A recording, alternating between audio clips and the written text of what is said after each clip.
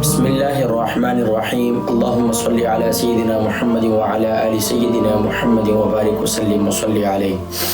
جی ناظرین کرام، الحمدللہ ثم الحمدللہ، اللہ تبارک و تعالیٰ کے فضل و کرم اس کی عنایت سے آج 18واں روزہ ہے، اور 18ویں روزے کے کیا خاص اعمال اور وظائف ہیں ناظرین کرام ان کی جانب میں بڑھوں گا، لیکن سبحان اللہ تبارک و تعالیٰ کا کرم ہے کہ الحمدللہ ثم الحمدللہ اس نے ہمیں پہلا عشرہ بھی نصیب فرمایا، دوسرا بھی، اور دوسرے کے اب یہ اختتامی ہے، اختتامی ایام ہے، اور پیارے کریم آقا علیہ السلام کی پیاری حدیث مبارکہ آقا علیہ السلام نے ارشاد فرمایا کہ اولہ رحمت و اوسطہ مغفرت، کہ سبحان اللہ اس کے پہلے 10 دن جو ہے وہ رحمت کے 10 دن ہیں، اور دوسرے سبحان اللہ مغفرت کے ہیں۔ تو ناظرین کرام، دوسرے عشرے کے یہ 10 دن مطلب کہ 7 دن آپ گزار چکے ہیں، 7 روزے، اور اس میں کیا اعمال کیے، کیسے کیے، اور کتنے استغفار کیا، کیا آپ نے جو خاص اعمال اور وظائف ہر روزے کے دیے، کیا آپ نے اس میں پابندی کی۔ اللہ تبارک و تعالیٰ استقامت دے۔ ویسے تو ماشاءاللہ بڑی ماشاءاللہ مجھے خوشی ہو رہی ہے اس سال کے، الحمدللہ آپ حضرات کا ذوق شوق دیکھ کر کہ اللہ تبارک و تعالیٰ سب کو استقامت نصیب فرمائے۔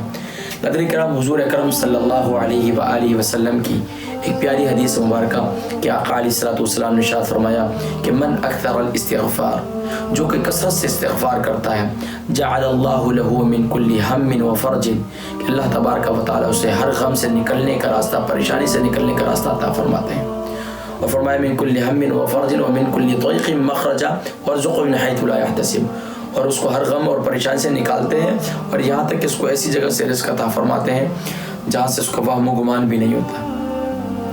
یعنی کہ ناظرین کرام، دنیا والے راضی ہو جائیں تو وہ اپنے تجوریوں کا منہ کھول دیتے ہیں۔ سبحان اللہ، یہ تو رب کریم ہے کہ جب رب کریم راضی ہو جائے تو فرمایا جب تو مجھے اپنا رب مانتا ہے، مجھ سے اپنے گناہوں کی معافی مانگتا ہے، تو رب کریم کہتے ہیں یہ دنیا تو کیا، آخرت میں بھی سبحان اللہ تجھے میں اسی طرح نوازوں گا۔ تو ناظرین کرام، یقیناً استغفار کی کثرت یقیناً یہ دوسرے عشرے کا سبحان اللہ خاص وظیفہ ہے، اور میں نے آپ کو رمضان مبارک کے جب پہلا روزہ شروع ہوا تھا، پہلی چاند رات تھی، اس میں نے کچھ مشترک اعمال بتلائے تھے کہ پورے رمضان مبارک میں کون سے خاص مشترک اعمال ہیں جو آپ نے پورے رمضان مبارک کرنے ہیں، اور اس میں دوسرے عشرے کی جو خاص دعا تھی وہ کیا تھی؟ استغفر اللہ، کیونکہ آقا علیہ السلام نے ارشاد فرمایا کہ پورے رمضان مبارک میں 3 کام کثرت سے کرو۔ کلمہ طیبہ کا ورد جو الحمدللہ ہم نے پہلے 10 دنوں میں کیا، دوسرے عشرے میں سبحان اللہ وہ فرمایا کہ تم کثرت سے استغفار کرو، اور آخری عشرے میں جنت کی طلب و دوزخ سے پناہ مانگو۔ تو سبحان اللہ، تو استغفار کثرت سے کرتے رہیں۔ اللہ تبارک و تعالی ہم سب کو اپنے گناہوں سے اسی طرح استغفار اور توبہ طائب ہونے کی توفیق نصیب فرمائے۔ ناظرین کرام، بزرگان دین کے معمولات میں سے الحمدللہ ہر روزے کے خاص اعمال اور وظائف بیان کیے جاتے ہیں۔ 18ویں روزے کے خاص اعمال اور وظائف یہ ہیں، ناظرین کرام نوٹ کر لیجئے، سورۃ المؤمنون پارہ 18 آیت نمبر 1 تا 11۔ ناظرین کرام اسے نوٹ کر لیں، اکثر حضرات جو ہے پھر وہ کنفیوز ہو جاتے ہیں کہ کون سی سورہ مبارکہ ہے۔ سورۃ المؤمنون پارہ یعنی جز 18، اور سورۃ المؤمنون آیت نمبر 1 to 11، یعنی 1 سے لے کر 11 تک۔ اول آخر درود شریف کے ساتھ ناظرین کرام اس آیہ مبارکہ کو آپ نے 21 بار پڑھنا ہے۔ اول آخر درود شریف کے ساتھ اس کو بعد نماز فجر آپ نے 21 بار پڑھنا ہے۔ انہی آیات مبینات کی 1 تا 11 جو ہے میں ان کی تلاوت کر دیتا ہوں۔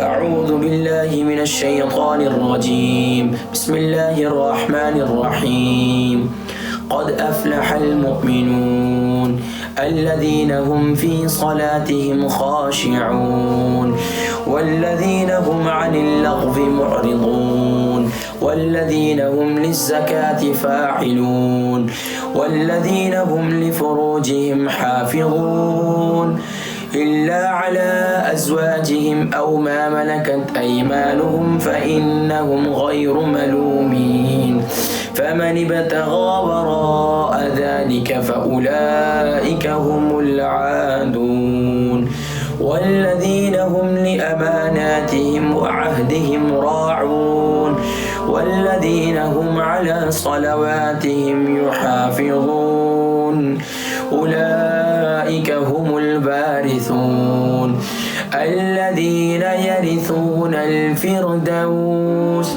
الذين يرثون الفردوس هم فيها خالدون. حضرات کرام اس کو اول آخر درود شریف کے ساتھ 21 بار پڑھنا ہے. اس کی برکت سے اللہ تبارک و تعالی عبادتوں میں مزید جو ہے مزید یکسوئی اور مزید اللہ تبارک و تعالی شوق نصیب فرمائیں گے انشاءاللہ. اس کے ساتھ حضرات کرام ظہر کی نماز کے بعد آپ نے اول آخر درود شریف کے ساتھ سبحان اللہ اللہ تبارک و تعالی کے پاک کلام میں سے سبحان اللہ بہت ہی پیاری آیہ مبارکہ ہے.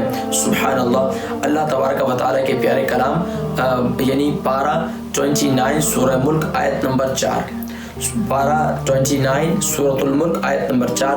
فارجع البصر هل ترى من فطور ثم ارجع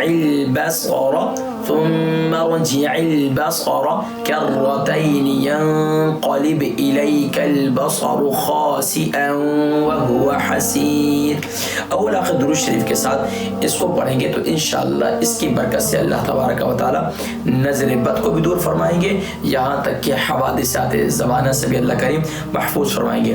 لیکن اول آخر درود شریف کے ساتھ اسے آپ نے 33 ٹائم پڑھنا ہے. سورۃ الملک آیت نمبر 4 اس کو آپ نے 33 ٹائم پڑھنا ہے بعد نماز ظہر. اچھا اب بعد نماز عصر آپ نے کیا کرنا ہے؟ بعد نماز عصر جو ہے سورۃ الاحزاب آیت نمبر 52. سورۃ الاحزاب آیت نمبر 52.